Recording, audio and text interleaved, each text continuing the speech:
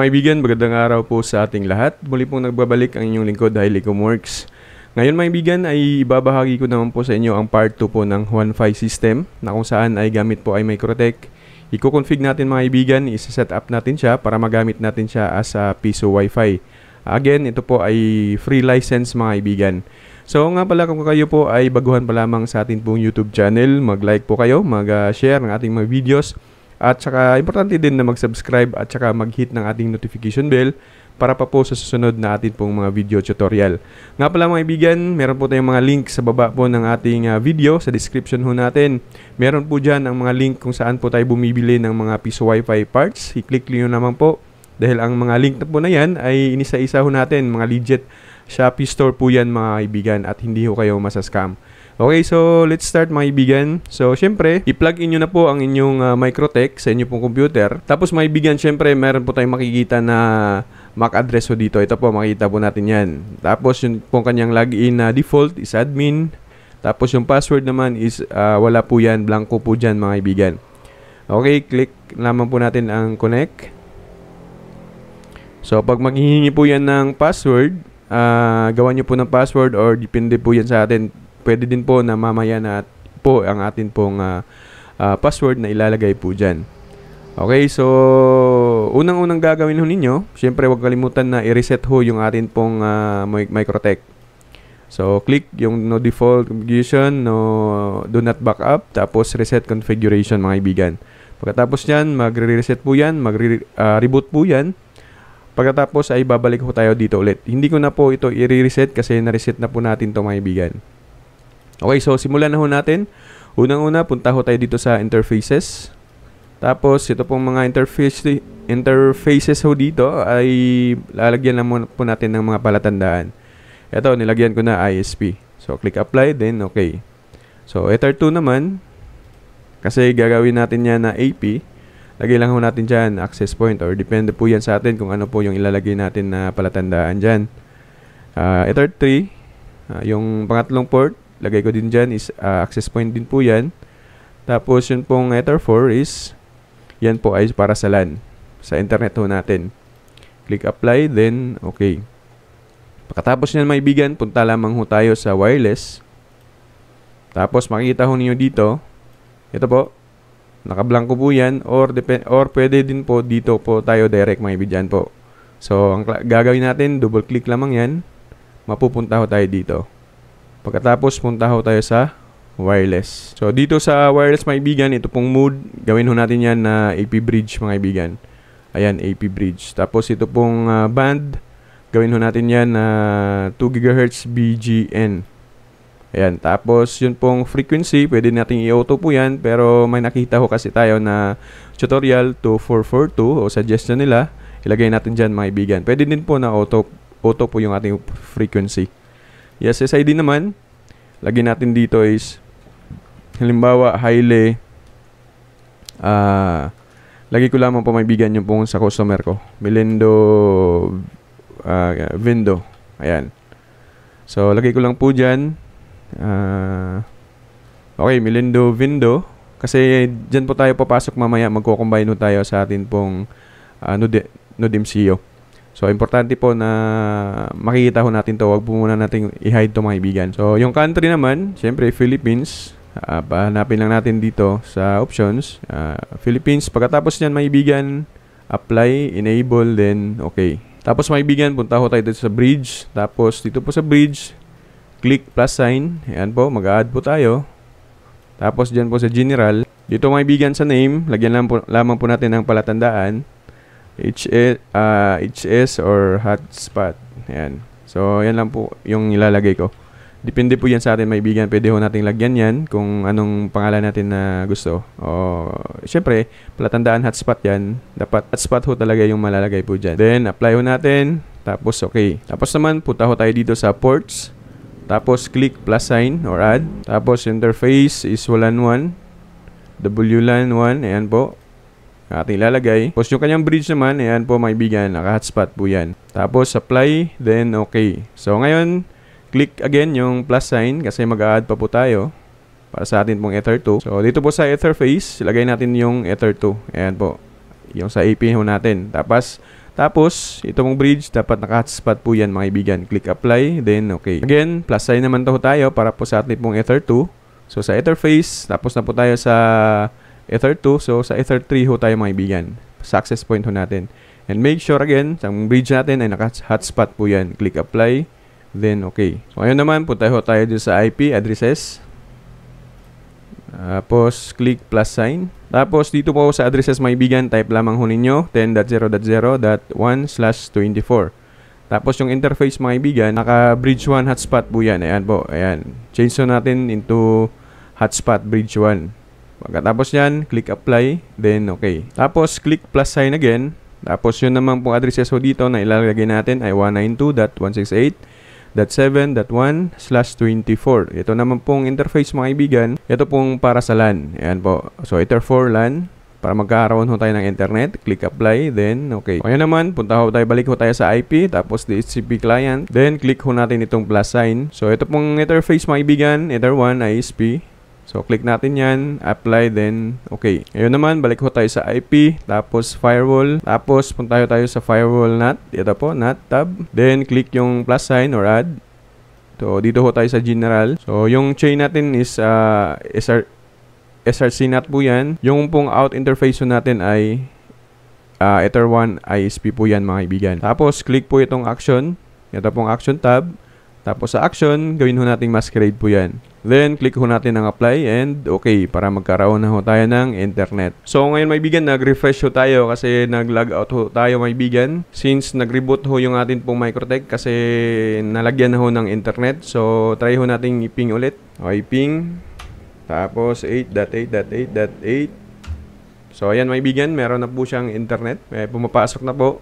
So, ngayon, proceed ho tayo. Click ho natin itong IP mga kaibigan, tapos DNS. Tapos dito naman sa servers, lagyan ho natin mga kaibigan ng 8.8.8.8.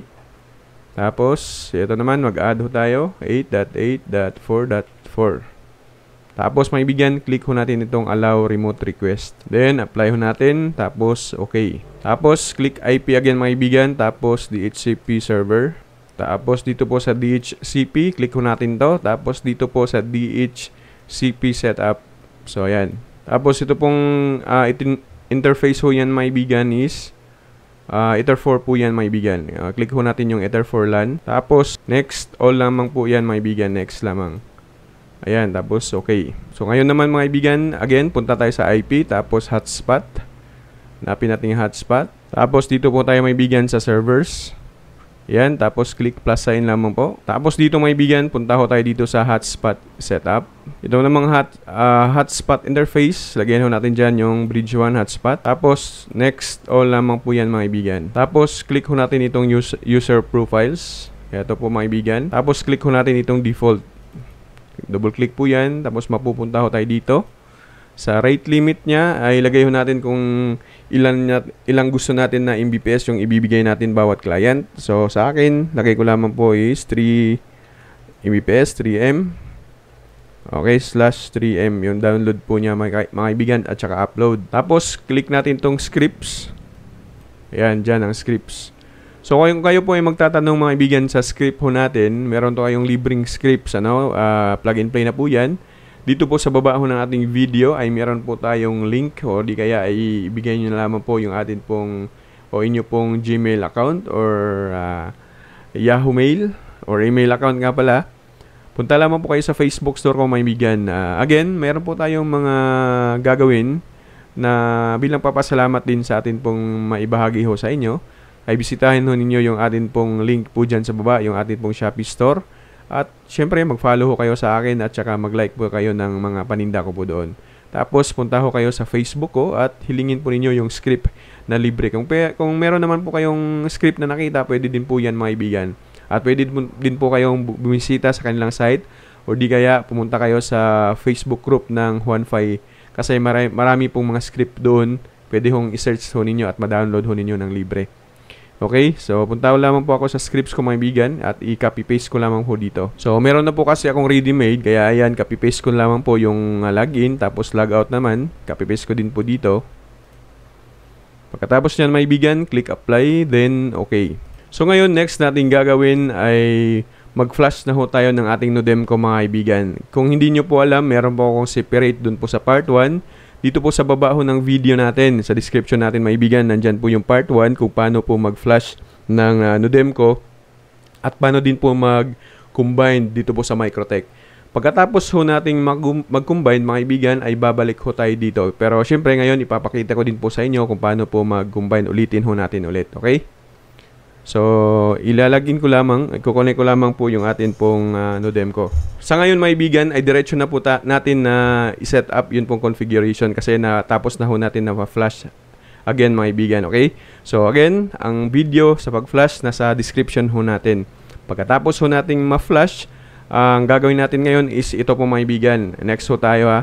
So ganito lamang po, sundan nyo lamang po natin. So kukonek lamang ho tayo sa Wi-Fi. Dapat meron ho tayong makikita mga kaibigan na Wi-Fi setup. Ito po.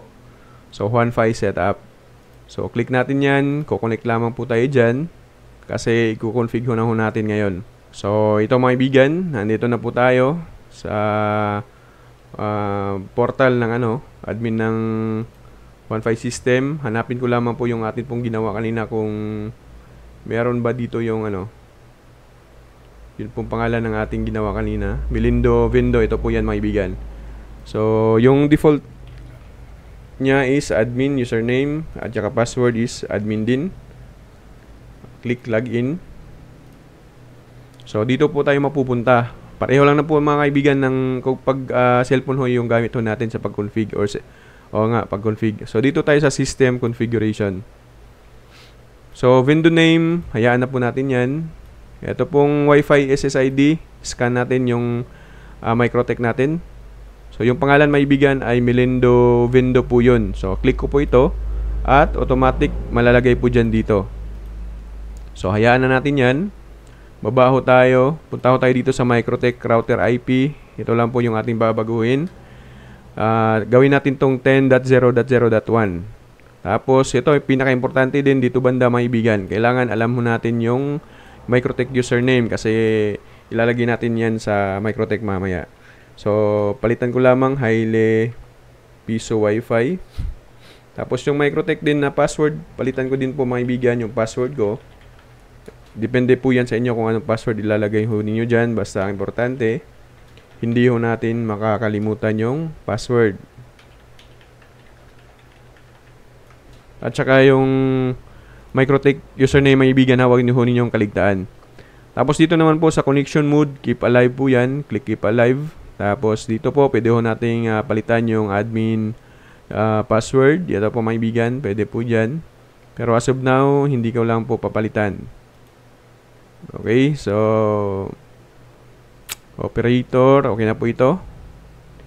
Okay na po ito. Dito, okay na po yan. So, ito pong mga kaibigan, coin slot bin, nilalagay ko dyan is RX kasi mas maganda kasi yung yung takbo ng Wi-Fi ko. Wi-Fi nga pala. Oh. So, yun lang. Yung ating babaguhin po dyan. Tapos, click save. Pag okay na lahat, muna nyo mga kaibigan, i-review nyo po muna kung tama ba yung ginagawa ho natin. Pagkatapos mo niyan, punta ho tayo sa save, click save at saka configuration save successfully. Ibig sabihin, na-combine na po yan dun po sa Microtech natin. So, click OK para po ay ma-restart or di kaya atin pong i-off ho na yung Nodemco tapos balik lamang ho natin. So, ngayon dahil tapos na po tayo maibigan sa pag-configure ho natin dito po sa Nodemco, balik na naman po tayo dun sa, ito po maibigan sa Microtech ho natin. So, may gagawin pa po tayo dito. So, balik tayo maibigan sa IP, tapos DHCP server. Yan, DHCP server maibigan. Tapos, punta ho tayo dito sa leases maibigan. Ito pong tab na ito. So, makita ho niyo dito, yun pong DHCP2. So, kung ano pong nalalagay dun sa portal natin, 10.0.0.254 ay dapat ito po yung address natin po makikita ho dito. Okay, so yung gagawin natin is right click lamang ho tayo dito maibigan, tapos gawin ho natin itong static, make static po yan. Tapos yung pong address nya, copy ho natin yan, ito yung addresses or address, click apply din, okay lang yun po yan. Yun naman, punta tayo sa IP, tapos hotspot, punta ho tayo maibigan dito po sa host. Ayan, tapos makita ho ninyo yung H. Ito pong MAC address niya. Double click lamang po natin to mga kaibigan. Then, click make binding. Ito po, click po natin to. Tapos, mapupunta ho tayo dito. Tapos, yung type mga kaibigan ay bypass po yan. Click yung bypass. Tapos, click apply. Then, okay. Ngayon naman, punta ho tayo dito sa walled garden IP list. Tapos, click lamang po ang plus sign. At dito naman po sa DST address mga kaibigan, dito po. Type nyo lamang po yung 10.0.0.254. Then, click apply, then okay. Ngayon naman, punta ko tayo dito sa IP, tapos firewall, tapos dito po tayo sa filter rules pala, ayan. Tapos click plus sign. Tapos yung kanyang chain is input po yan maibigan, change so natin to input. Tapos yung SRC address niya maibigan dito po, i-type nyo lamang po yung 10.0.0.254. Tapos click apply, then okay. Tapos ito po, yung ginawa natin kanina, pataas lamang po natin yan maibigan. I-grab ho ninyo. Tapos lagay ho natin sa taas. Ayan. Bitawan ho natin sa taas. Tapos click ho natin itong system. Tapos users. Tapos click plus sign mga kaibigan. So ito yung sinabi ko kanina na napaka-importante maibigan na huwag ho natin kaligtaan. So yung pangalan na nilagay natin doon is Highly Piso Wi-Fi. Yung password ay dapat hindi ho tayo magkakamali ho dito. Kung ano yung password na nilagay ho ninyo doon, ay ganun din yung ating ilalagay dito. Okay, so ito namang group, kailangan full po yan. Change natin to full. Tapos yan maibigan, click apply, then okay. So ayan mga kaibigan, good to go ho na ho tayo at itatry na ho natin yung atin pong ginawa. Kung successful nga ba tayo maibigan. So syempre, kukonek po muna tayo doon po sa Microtech natin, ito pong Melindo Vindo. Connect lamang po natin yan, maibigan. Okay, so may babagawin lamang ho tayo dito, maibigan. Punta lamang ho tayo dito sa Microtech again. Tapos dito po sa Files. Ito po, maibigan, ay may ilalagay lamang ho tayo dito. So, yung script dito is, baguhin natin yan. Lagyan natin ng script. So, yung hotspot, maibigan, grab natin yan. Lagay ho natin dito. Para ho sa portal ho natin.